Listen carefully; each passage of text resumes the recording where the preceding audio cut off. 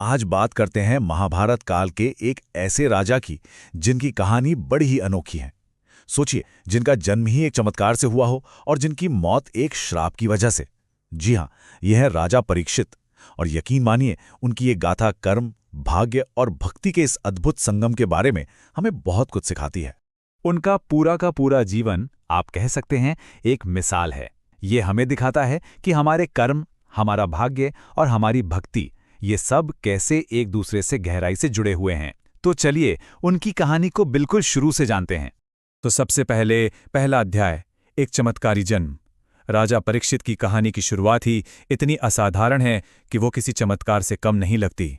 देखिए, महाभारत का युद्ध तो खत्म हो चुका था, लेकिन बदले की आग वो अभी भी जल रही थी। और इसी आग में अश्वत्थामा ने पांडव वंश को जड़ से खत्म करने के लिए ब्रह्मास्त्र चला दिया। ये विनाशकारी दिव्य अस्त्र सीधा उत्तरा के गर्भ में पल रहे उस अजन्मे शिशु की ओर बढ़ा। लेकिन तभी भगवान श्रीकृष्ण ने अपनी दिव्य शक्ति से हस्तक्षेप किया और उस बच्चे की रक्षा की। और यही बालक आगे चलकर परीक्षित कहलाया। जानते हैं उनके नाम का मतलब क्या है? जिसकी परीक्षा ली गई हो। और ये नाम कितना सटीक था, क्योंकि उनकी परीक्षा तो जन्म लेने से पहले ही शुरू हो गई थी और एक बहुत बड़ी परीक्षा तो भविष्य में उनका इंतजार कर रही थी।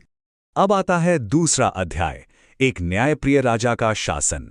जन्म के इस चमत्कार के बाद परीक्षित बड़े हुए और एक ऐसे राजा बने जिनका शासन धर्म और समृद्धि का प्रतीक बन गया।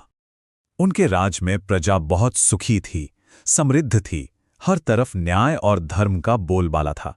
उन्होंने अधर्म और अन्याय को, आप कह सकते हैं कि, सख्ती से कुचल दिया। और एक खास बात यह है कि उन्होंने कलयुग यानी अंधकार के युग के बढ़ते प्रभाव को रोकने की पूरी कोशिश की, जो उस समय बस शुरू ही हो रहा था। तीसरा अध्याय, एक घातक भूल। सब कुछ बिल्कुल सही चल रहा था, पर शायद भाग्य को कुछ और ही मंजूर था। जीवन में एक ऐसा मोड़ आया जहां राजा की बस एक पल की भूल ने सब कुछ बदल कर रख दिया। हुआ यूं कि एक दिन राजा परीक्षित शिकार के लिए जंगल गए। शिकार का पीछा करते करते वो बहुत ज्यादा थक गए और उन्हें जोरों की प्यास लगने लगी। पानी की तलाश में वो भटकते भटकते एक आश्रम में पहुंचे। वहां उन्होंने देखा कि एक ऋषि गहरी समाधि में लीन है। राजा ने उनसे पानी मांगा, लेकिन ध्यान में डूबे होने की वजह से ऋषि ने कोई जवाब ही नहीं दिया। अब देखिए, राजा थके हुए थे, प्यास से बेहाल थे। उन्हें लगा कि भाई ये ऋषि तो मेरा अपमान कर रहे हैं। बस क्रोध के उस एक छोटे से पल में उन्होंने वो कर दिया जो नहीं करना चाहिए था। पास में एक मरा हुआ सांप पड़ा था, उसे उठाया और ऋषि के गले में डाल दिया। ये एक बहुत बहुत बड़ी भूल थी।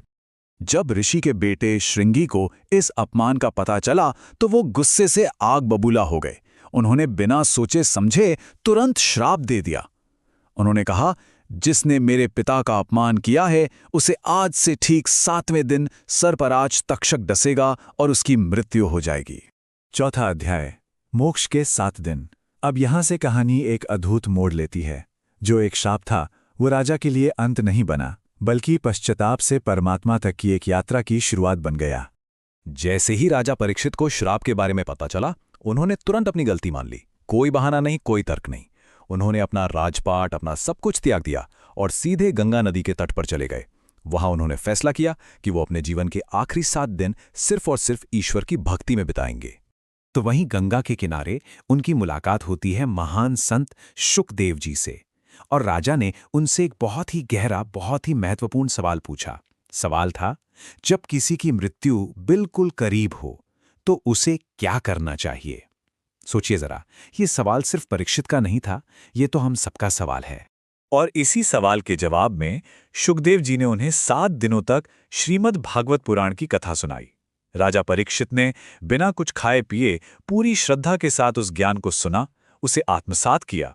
और फिर 7वें दिन श्राप के अनुसार तक्षक नाग आया और उसने अपना काम पूरा किया।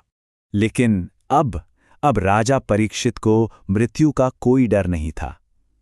उन्होंने बिल्कुल शांत मन से अपनी मृत्यु का सामना किया और मोक्ष प्राप्त किया।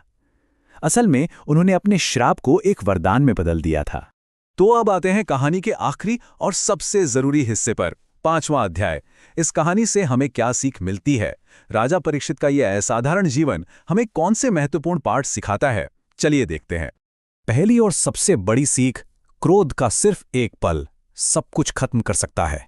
दूसरी बात, सच्ची महानता गलती करने में नहीं बल्कि उसे स्वीकार करने में है, जैसे परीक्षित ने फौरन पश्चाताप किया। तीसरी सीख ये कि अंतिम समय में भी सच्ची भक्ति और सही ज्ञान मोक्ष का रास्ता खोल सकते हैं। और आखिर में सबसे महत्वपूर्ण बात, कर्म का फल वो निश्चित है, उससे कोई नहीं बच सकता।